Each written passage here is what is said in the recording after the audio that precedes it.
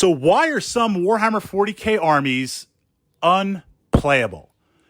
Why are some 40K armies very, very challenging to win? I mean, you go in, you've got your army, and you say, okay, look, I made some mistakes. I made some tabletop mistakes, but it just feels like I don't know what I'm doing wrong. Or some of these other armies, they're auto win. They just kind of set up and I don't know, some dice roll and I get blown up.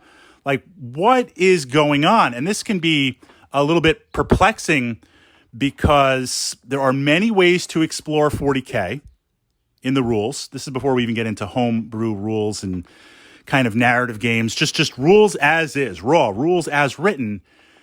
They're not balanced. Games Workshop does not police their own units. The game is not a competitive, balanced game. And on top of that, not only because the way it's set up, but Games Workshop deliberately makes no effort to do that because it would destroy their business model of being a toy company to sell you toys. The rules are optional. The rules are there to allow you to play with your toys. It's about the toys first. Agree or disagree? Now, we're going to jump in with this understanding because as soon as you begin to understand that, then you can take ownership of 40K and understand how you want to play. And then tactically, this feeds back to some vlogs that I pushed up under the Wargaming Tactics playlist of understanding on my channel. You love Tyranids.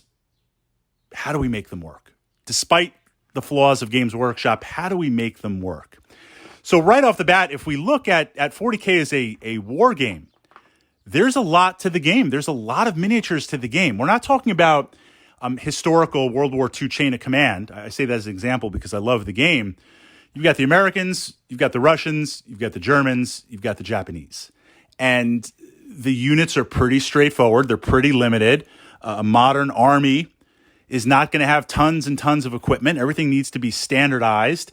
And the tech period at the time, in this case, looking at World War II, there's only so much available at different times. If it's early war, I'm not getting my Tiger tanks on the table. If it's late war, I'm going to get my Tiger tanks, but I'm not going to have 30 of them or maybe like 5 of them in an engagement. It's late war. I might have like 1 or 2. So from a rules perspective, from a narrative simulation perspective, it's easier in systems where you can balance things out where you don't have many factions or many miniatures. 40K, honestly, there's a lot of stuff in there. There's a lot of units. There's a lot of war gear. I mean, just the individual units.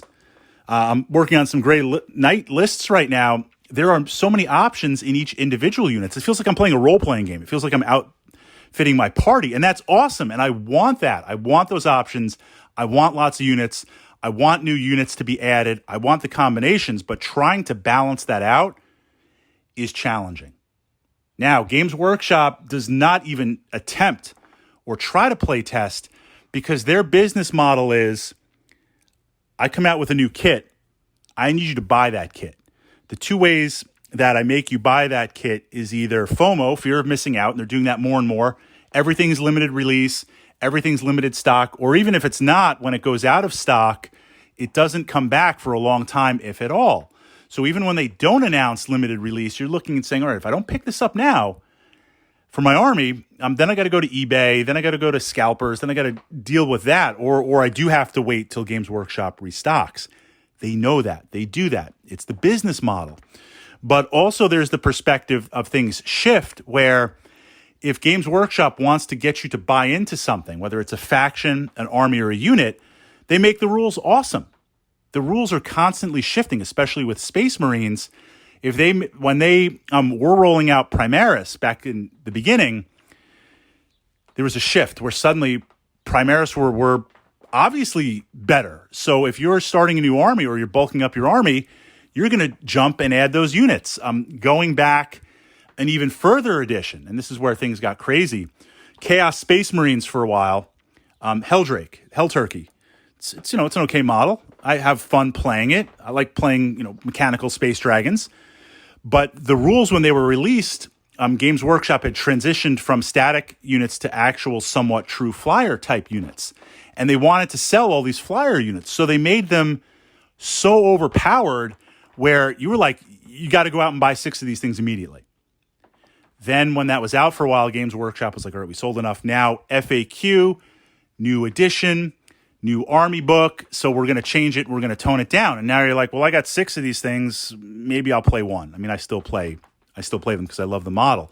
So that's why these things are always shifting. And you have to look, is it you or is it your army?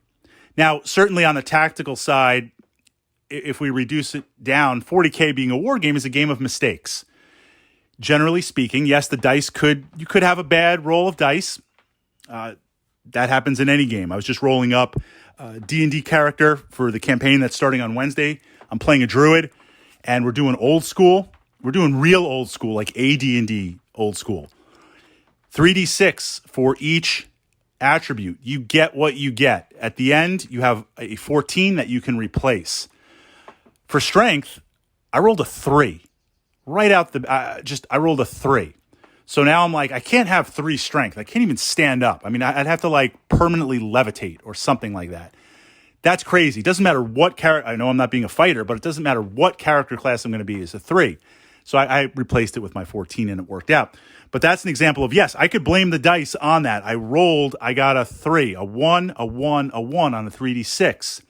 Mathematically, you crunch those numbers. So it is possible you're rolling your 40K unit, you roll awful and things blow up and die, and you're like, look, I didn't even do anything. The dice did it.